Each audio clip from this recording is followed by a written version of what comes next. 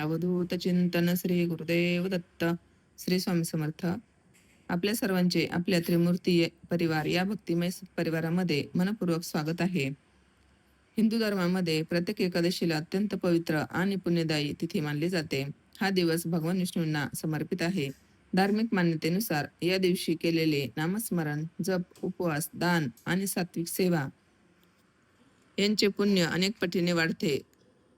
असे म्हणतात की ज्या घरामध्ये एकादशीचे व्रत श्रद्धेने पाळले जाते त्या घरावर भगवान विष्णू, माता लक्ष्मी यांची कृपादृष्टी कायम राहते.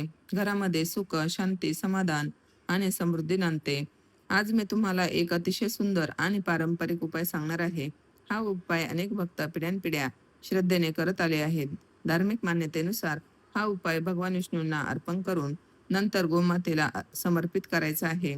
अशी श्रद्धा आहे की हा उपाय भक्तिभावाने केल्यास भगवान श्री विष्णू आणि माता लक्ष्मी प्रसन्न होतात आणि घरामध्ये सुख, समृद्धी, ऐश्वर्य, अन्नधान्याची भरभराट आणि सकारात्मक ऊर्जा वाढते. म्हणून हा व्हिडिओ शेवटपर्यंत नक्की पहा, कारण या उपायामागील प्रत्येक वस्तूंचे एक धार्मिक महत्त्व आहे, जे आज आपण सविस्तर जाणून घेणार आहोत. तर बघा मंडळी, आता मी तुम्हाला आधी उपाय सांगते. एकादशीच्या दिवशी सकाळी लवकर उठून स्नान करा. स्वच्छ आणि सात्विक वस्त्रे परिधान करा. आपल्या देवघरामध्ये भगवान श्री विष्णू आणि माता लक्ष्मी आणि तुळशी मातेची भक्तिभावाने पूजा करावी. त्यानंतर आपण नामस्मरण करावं. जसं जमेल तसे ओम नमो भगवते वासुदेवाय नमः, ओम नारायणाय नमः या मंत्राचा शक्य तितका जप करावा. यानंतर जेव्हा आपण स्वयंपाक बनवायला सुरुवात करतो तेव्हा बनवणारी पहिली जी चपाती असते ती या उपायासाठी बाजूला काढून ठेवायची आहे. धार्मिक परंपरेनुसार घरातील पहिल्या अन्नाचा मान हा देवाला आणि गोमातेला दिला जातो. ही भावना म्हणजे अन्नाविषयीची आदर, ईश्वराप्रती कृतज्ञता आणि सर्व जीवांप्रती दया असा आहे.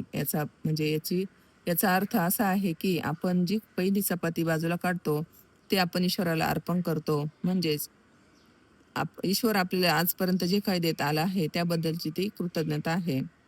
आता उपाय कसा करायचा तर बघा, सर्वप्रथम ती पहिली चपाती एका स्वच्छ ताटामध्ये ठेवायची आहे आणि चपातीवर हळदीने स्वास्तिक काढायचे. बघा, मधोमध चपातीवर हळद ओली करायची थोडीशी आणि हळदीने स्वास्तिक काढायचंय. हे स्वास्तिक म्हणजे शुभत्व, मंगल, यश आणि समृद्धीचे प्रतीक मानले जाते. हळद ही भगवान विष्णू आणि माता लक्ष्मी यांना खूप प्रिय आहे.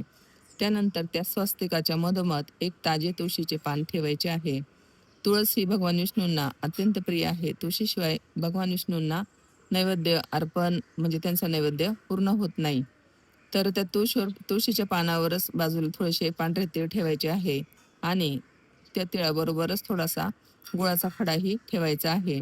पांढरे तीळ हे पवित्रता, सात्विकता आणि पुण्याचे प्रतीक मानले जाते. तसेच गुळ हा शुद्धत्व दर्शवतो.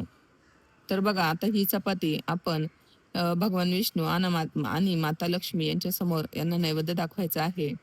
त्यांना मनापासून प्रार्थना करायची आहे की माझी जी काही मनोकामना असेल ती माझी मनोकामना पूर्ण करा. आमच्या घरावर तुमचा आशीर्वाद राहू द्या, तुमची कृपा राहू द्या.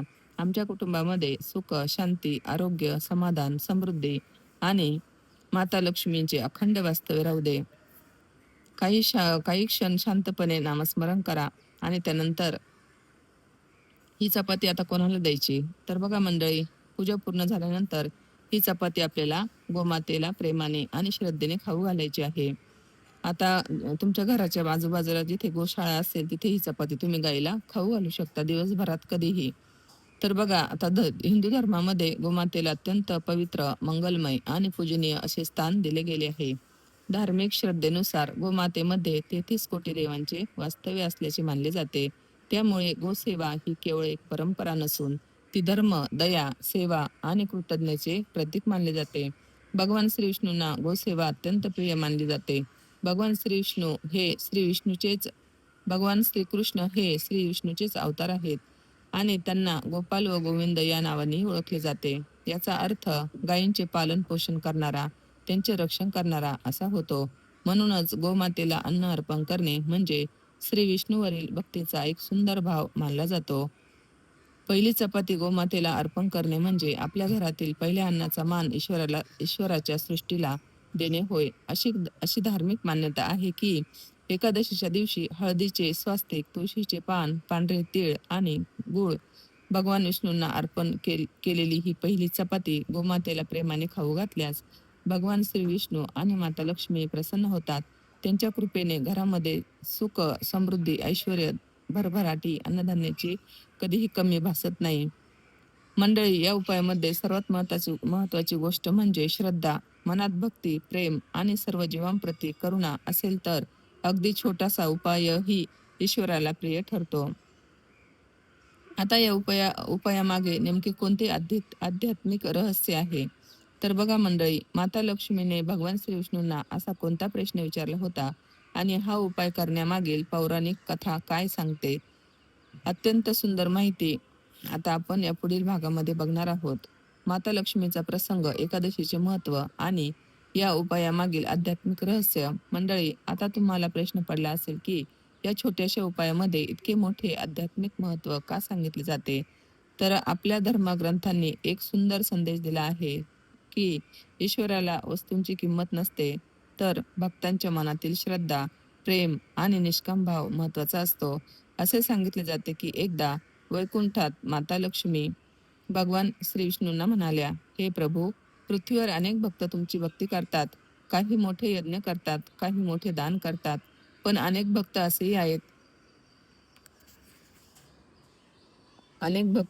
आहेत की ज्यांच्याकडे संपत्ती नाही, ते मोठे दान देऊ शकत नाही. मग अशा भक्तांवर तुमची आणि माझी कृपा कशी होईल? त्यावर भगवान विष्णू मंद स्मित हास्य करत म्हणाले, हे लक्ष्मी, मला भक्तांच्या मनातील प्रेम सर्वात प्रिय आहे.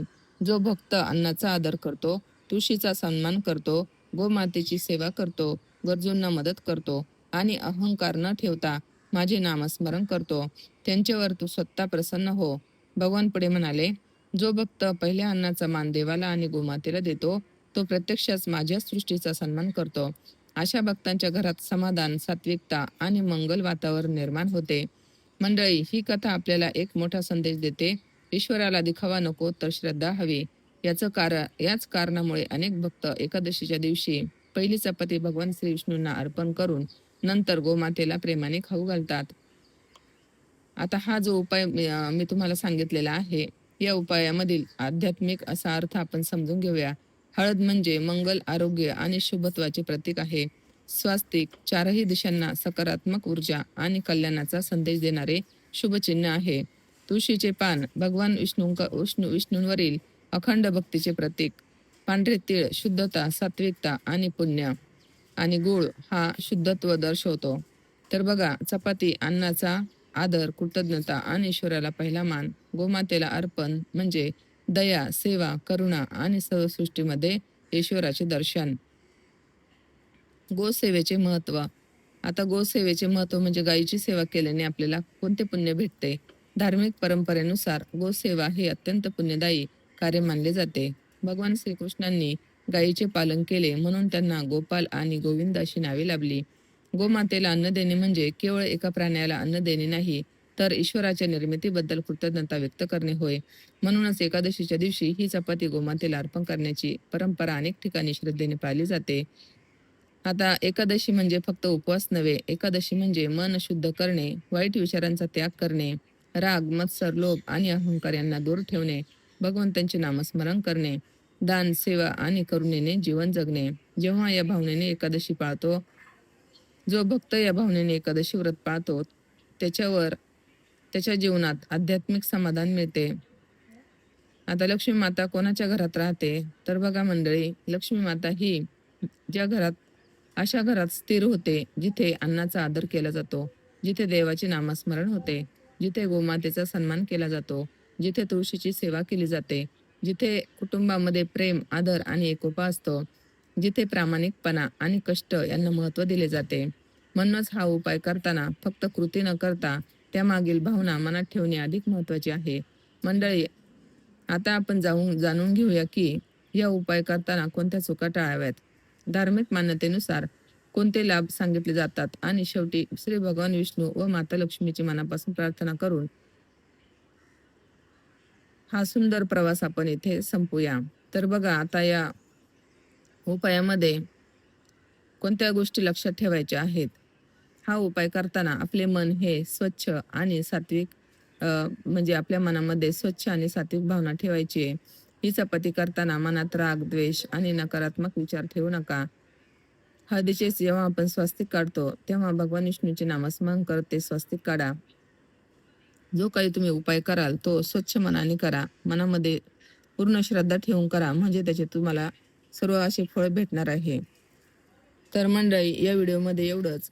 श्री भगवान विष्णू आणि माता लक्ष्मी यांची कृपादृष्टी तुमच्यावर सदैव राहो. तुमच्या कुटुंबात सुख, शांती, समाधान, तुम्हाला उत्तम आरोग्य लाभो आणि समृद्धी नांदो. माता लक्ष्मीचा आशीर्वाद तुमच्या घरावर सदैव राहो. तुमच्या हातून चांगली कर्मे, सेवा आणि दानधर्म घडो. सर्वांच्या जीवनात आनंद आणि प्रेम, मंगलमय वातावरण राहू दे. हीच विष्णूंच्या चरणी मी प्रार्थना करते. आणि जर तुम्हाला हा व्हिडिओ आवडला असेल तर नक्कीच लाईक, शेअर आणि सबस्क्राईब करा. आणि कमेंटमध्ये ओम नमो भगवते वासुदेवाय नमः असं लिहायला विसरू नका. चला तर मग भेटूया अशाच पुढच्या एका नवीन विषयासह. तोपर्यंत सर्वांना श्री स्वामी समर्थ. ओम नमो भगवते वासुदेवाय नमः. हा उपाय तुम्ही आज योगिनी एकादशी आहे आणि उद्या भागवत एकादशी आहे. तुम्ही हा उपाय आजही करू शकता आणि उद्याही करू शकता. सर्वांना श्री स्वामी समर्थ. अवधूत चिंतन. श्री गुरुदेव दत्त.